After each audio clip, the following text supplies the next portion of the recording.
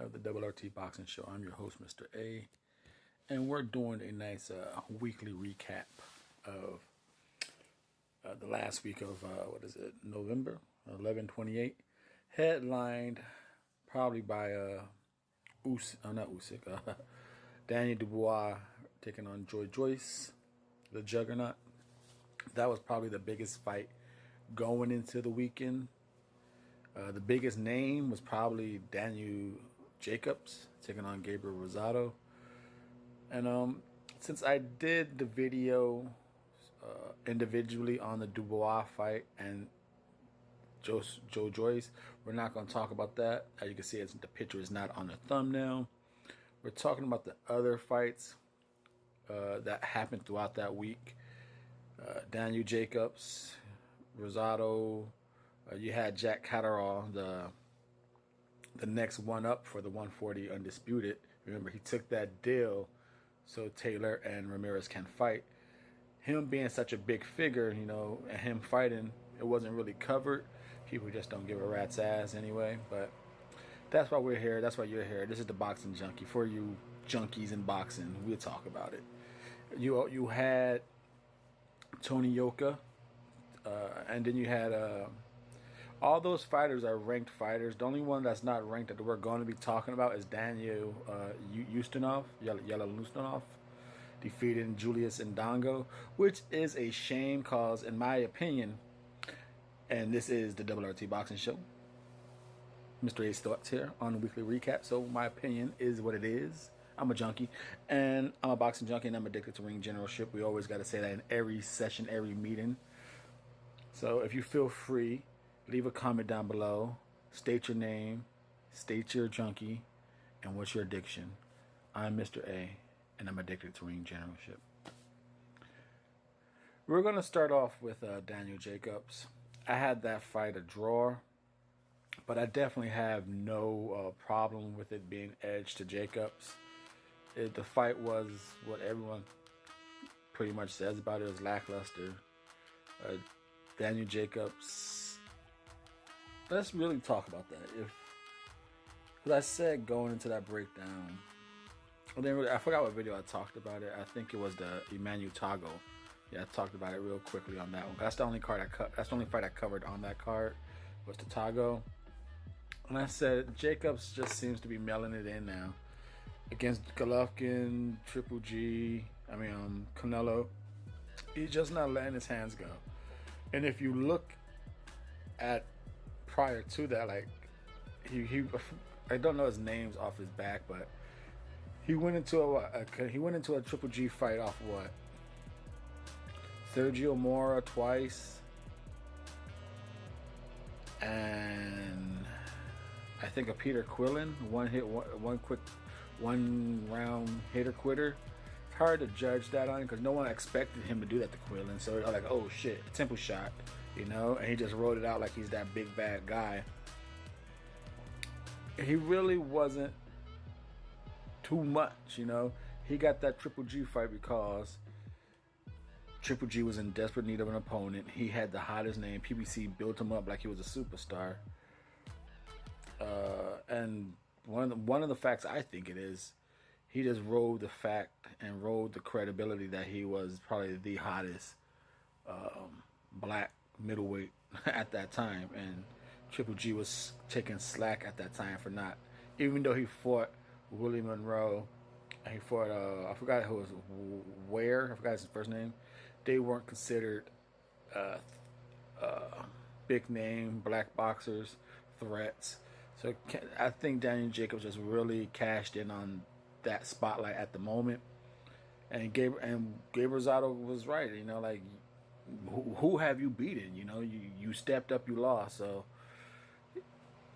I was on the side of Gabriel Rosado, that whole beef talking shit, and the fight kind of looked that way. It looked that way. It was whatever. And then you had Tony Yoka. Tony Yoka, man. The skills are there. You can see the guy has a skill set, a talent set. But I guess I know how the rest of a lot of the boxing community feel, because The way I feel watching Tony Yoka fight, I think it comes across in a lot of comments I read about my dear franchise champion, Lawrence Okolie. People just don't like watching Lawrence Okolie. They get bored. His style, his hugging, whether it's just sloppy, slow, something about it rubs a lot of fans the wrong way watching Lawrence Okolie. And that's how I feel watching Tony Yoka. I can see the dude has talent. I can see he's a pretty strong force guy. I just get bored shitless watching him. His boring 1-2. He delivers good shots, but you really don't see nothing more than the 1-2, 1-2. A flurry come here and there. He's a good finisher. Like I said, there's nothing bad about him. I guess I just know he's beating credible names. That's all it is. It's a name. These people ain't really nothing. It's not nothing. Hammer, Dubois, Allen. He's beating names. So I'm still waiting for him. It's with that test, with that band test. Yeah, he did his time, his 1 year suspension, but the asterisk is still gonna be there. 3 tests. But hey, it's you beat Hammer. The good thing about that fight I got to see was I like how Hammer tested him. Put him in that gray area, put him in that dirty area.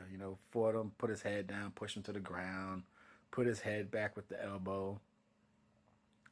As far as offensively, Tony Yoka, I just want to see him with someone who's actually live, supposed to have a threat to it. Because Dubois, like I said, these names we're mentioning, no win, no threat of a win, no fight in them. No one really came to win that fight against Yoka, and I just want to see him in an opponent who's going to try and win that fight. And then you have Jack Catterall. Well, Tony Yoka, I said Tony Yoka's number 10. Let's go into a little more Tony Yoka. He's ranked at number 10 by the IBF. I would like to, with the top ranked deal,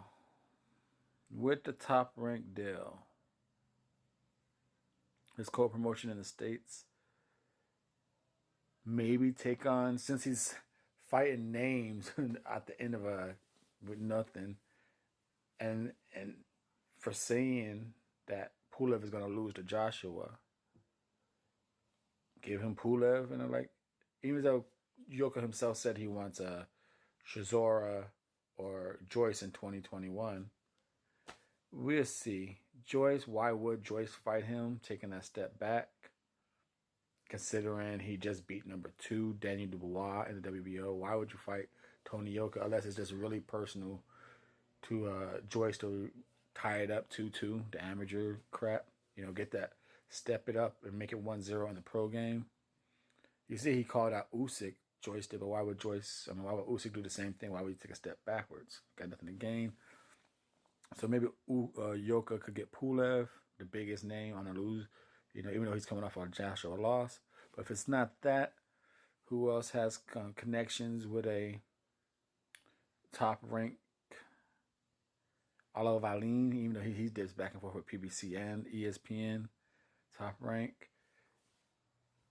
Maybe a Tom Schwartz, Agit Kabial.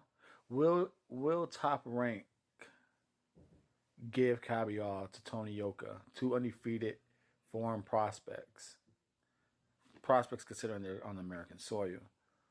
Will they risk 2 undefeated fighters? But like I said, give Yoka, even though I just said I want to see him with a live body. I'm saying Schwartz. Where's he's not ranked in any of these things, so it really won't do him much. But Top Rank always has in a mix. They always trying to throw. Where's Oscar Rivas or I think he's matching, but where's fucking Takam?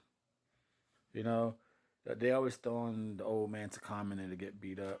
Somebody is. So I believe he's French too, so I won't be surprised to see Tony Yoka and the Frenchman to calm. I won't be surprised at all. Then you have Jack Catterall. I don't want to go too hard on Jack Catterall because he got some knockdowns. He looked pretty decent in there, and it was coming off a year layoff against a guy who knows how to survive. He did what technically he was supposed to do. He didn't look like complete shit. He went the rounds. So I'm going to give Jack Catterall. Was I impressed by the performance? No. Did I get any confidence that he's going to look good against the Ramirez and Taylor winner? Before that fight, I kind of had him beating Ramirez, but now I don't know. But he didn't look like shit in the fight. He didn't do the extra special to make me believe he still deserves the thoughts in my head that he can beat Ramirez. But like I say, it's almost a year layoff, comeback fight. Good luck, Catterall. Good luck. Still think he could beat Ramirez, just the percentage dropped in there. But the only one to really, like I said, it sucks because Daniel Yellenustinov is not ranked by any of these organizations. But he's the only one who kind of did what he should have done, did what he was supposed to do. And that's what we said in the Emmanuel Tago breakdowns. Like, these fights are like meaningless. But the only one who's like shit, the one who I didn't want to talk about Yellenustinov because he's fighting Julius Ndongo. He should just blitz right through him if he's this fast track guy we're thinking of.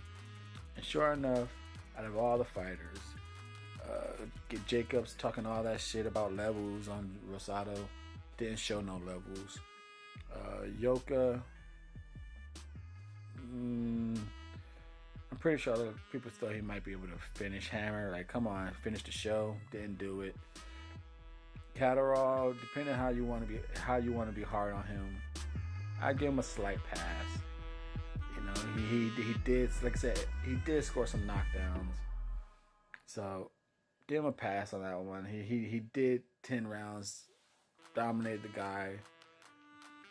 But Daniel Yellenustinov came out, sat down on his punches where he wasn't that mover, and he got Ndongo out. Just like, I'm not wasting time. Get him the fuck out. And that's what I expected him to do, and that's what he did. And that's real good because Ndongo ain't no fucking welterweight. Shouldn't have been in the first place. But you're in there, get the fuck out, get done. And that was for the IBF Intercontinental. Like, as of right now, he's not within the top 15, but collecting that Intercontinental belt, which allows you to travel from continent to continent to find a champion, that should crack him into the top 15. Should get him a Josh Kelly fight at 14, or Rashidi Ellis at 11, Boots at 10, Gulab at 8. The Canadian, damn, he should fight the Canadian Michael Zawicki at 7. Or go with Kita O'Hara at 5. Go with, oh man, dude, being fast tracked, will he go for Sergey Lipinets? Will he go for Kusta Clayton straight out the gate? Will he go for Sean Porter at number 2? This guy's on the fast track. But now that he has that Intercontinental belt, I'm very interested to see just how fast track they want to put him now. The RRT Boxing Show. Thank you for your time and support. Hope you like the weekly recap. Stay tuned for up-and-coming breakdowns and who wins, Mr.A.'s thoughts. Stay tuned.